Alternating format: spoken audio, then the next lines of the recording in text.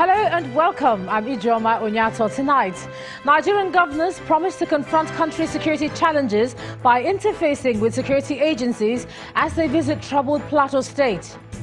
President Muhammadu Buhari visits storm-ravaged Katsina State as he condoles victims of last week's windstorm in the state. Trial of former Director General of Securities and Exchange Commission Munir Gwazo resumes as witness tells court that purchase of car is in order. And EU leaders plan establishment of secure centres for migrants in EU states to process asylum claims on the deal reached at the summit in Brussels. On business news tonight, International Monetary Fund mission team in Nigeria meets fintech stakeholders on key developments in the country's economy.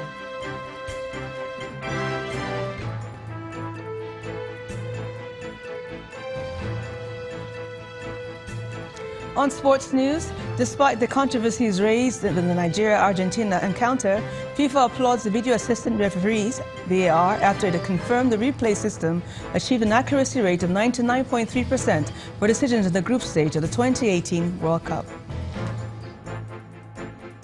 And from Abuja, environmental rights groups seek new laws on renewable energy to achieve Sustainable Development Goals target of energy for all by the year 2030.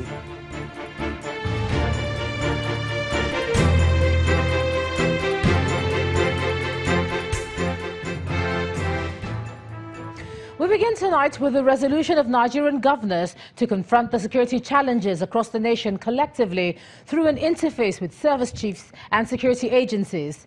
The governors who are on a visit to Jos, the Plateau State capital, to commiserate with the government and people of the state following last weekend's attack, say they will determine the cause of the incessant attacks with a view to finding solutions to security threats in different states of the Federation. The chairman of the Governors Forum delivered their condolence message to the people of Plateau State. The governor of Plateau State welcomes a high-profile delegation of the Nigeria Governors Forum to Jos, the state capital, over the recent killings.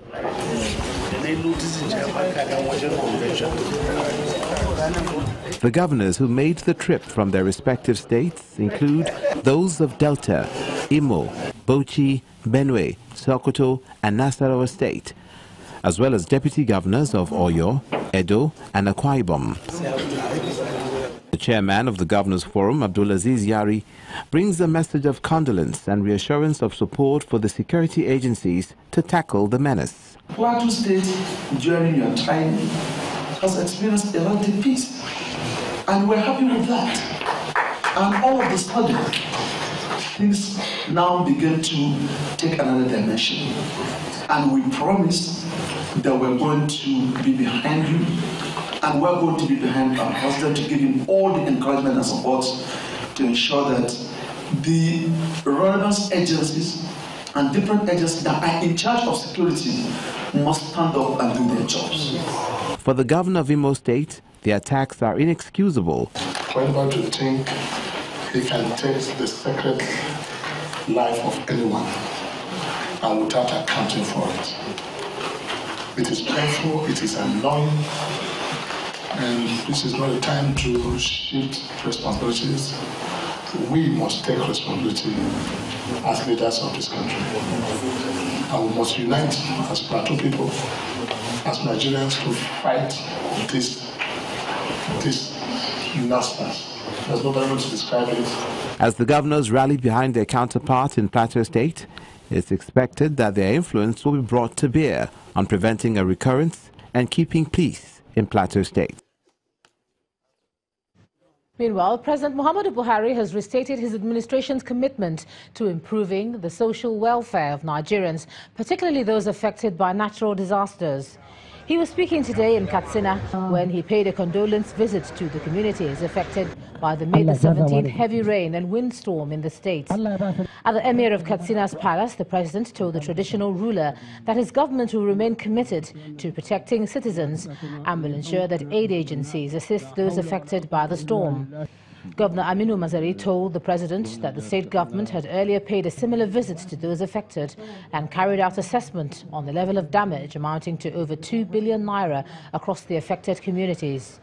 Mashi and Musawa local government areas, as well as Yana village, among the worst hit, while Shinkafi, Ambassador Quarters, Kukarge, and the mobile police barracks, and as well as a few other communities, were also affected within the state capital.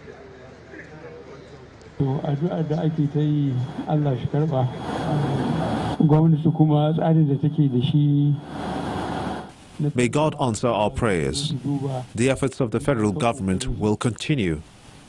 The governor has done his part. The federal government will come and see what help it can render, since there are agencies designated for this kind of aid.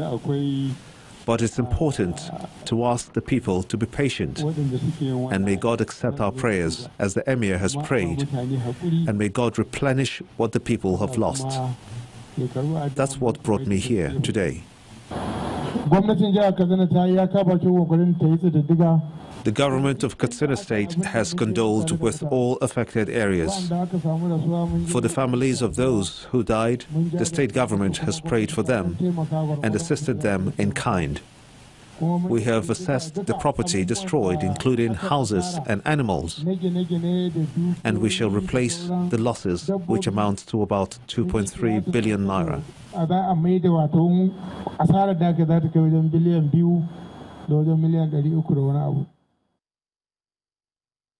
President Muhammadu Buhari will leave Nigeria for Mauritania tomorrow to participate at the 31st Ordinary Session of the Assembly of Heads of State and Government of the African Union, holding on July the 1st and 2nd. President Buhari will join other heads of government at the summit, which began on June the 25th. The focus of the summit is on the fight against corruption, and the president is expected to deliver a paper on the theme Winning the Fight Against Corruption, the Sustainable Path to Africa's Transformation. The AU chairman and Rwandan President Paul Kagame will present a report on the AU institutional reforms. The summit will come to a close on Tuesday, and it's the first time Mauritania is hosting the AU summit since the birth of the union. In the meantime, President Faure Gnassingbé of Togo has been speaking on what ECOWAS could do to help Nigeria solve the problems of clashes between herders and farmers. President Gnassingbé, who is in Nigeria on a visit to President Muhammadu Buhari, says he believes that the problem was not peculiar to Nigeria alone, but common to a number of countries, including Togo. He maintains that the clashes do not have any religious or ethnic coloration and must not be misconceived as such. He says the problem could be solved if the matter is discussed between heads of states. The Togolese president visited President Buhari at his country home in Katsina. I think it is unfortunately a problem that many countries experience. I was telling the president, in my country, in Togo, every year we have that issue between the cattle herders and the landowners. In Benin, you have the same situation. In Ghana, you have the same situation. In Ivory Coast also.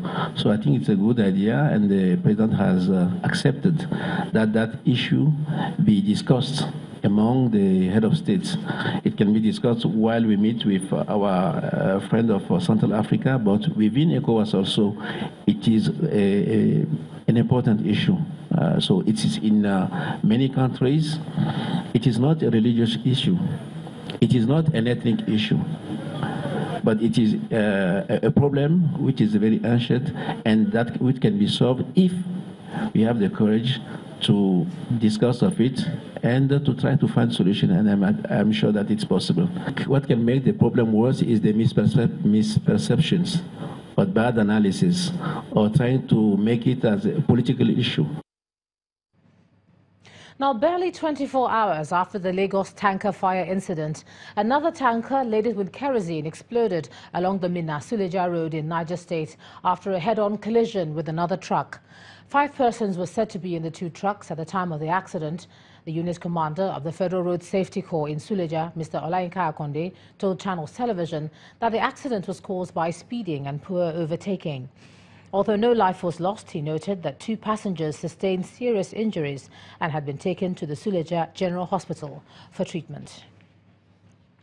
The Vice President, Professor Yemi Oshibajo, has paid a condolence visit to the government and people of Lagos State over Thursday's tanker explosion, where no fewer than 9 people were killed and more than 50 cars burned. The Vice President told the State Governor Akinwumi Ambode that the federal government is deeply saddened by the incident and that President Muhammadu Buhari had delegated him to visit the state to commiserate with the people of Lagos on the unfortunate incident. The Vice President also wished those who suffered injury quick recovery and comfort to those who lost their loved ones and property in the tragic event. I'm here to commiserate with the government and people of Lagos State on the tragedy that struck the state just yesterday.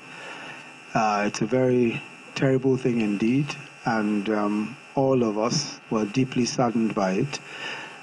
Before Mr. President left this morning, he asked me to express his sincere condolences to His Excellency and also to the people of the state. It's a very deeply saddening event, and we pray that this sort of thing will never repeat itself.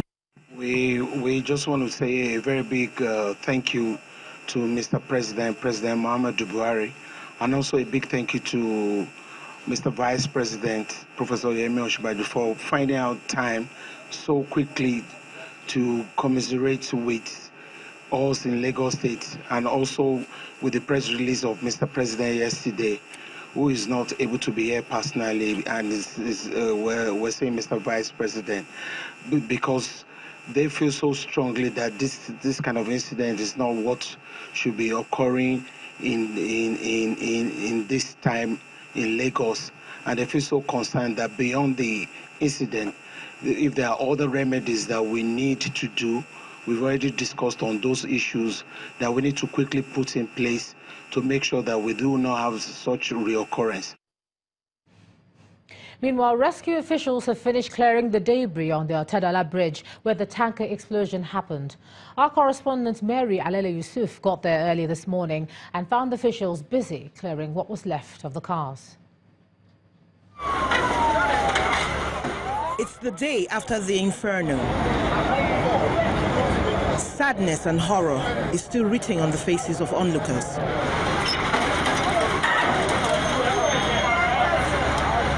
Rescue officials are hard at work evacuating the burned vehicles at Otedola along the Lagos-Ibadan Expressway.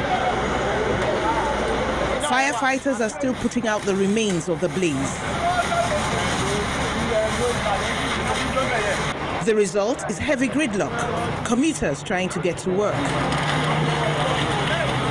The casualty figures have not changed. The casualty figure remains 9. Those who are wounded remain 4. Visionscape is there to clean up the whole of this area, and then we will declare this operation totally closed, and then we will allow the police to do the investigation, which I'm sure they've been taking note. Rescue workers agree that more must be done to prevent incidents like this from happening in the future. We will be more careful next time. We'll also be more proactive. The road is finally open to traffic. Emergency workers are appealing to drivers of articulated vehicles to exercise more caution. Mary Alale Yusuf, Channels Television News. In part 2, after the break, police arrest 5 gun suspects over explosion at the home of Ohaneze Ndibo leader Nnia Nwodo in Enugu State. That's in a moment.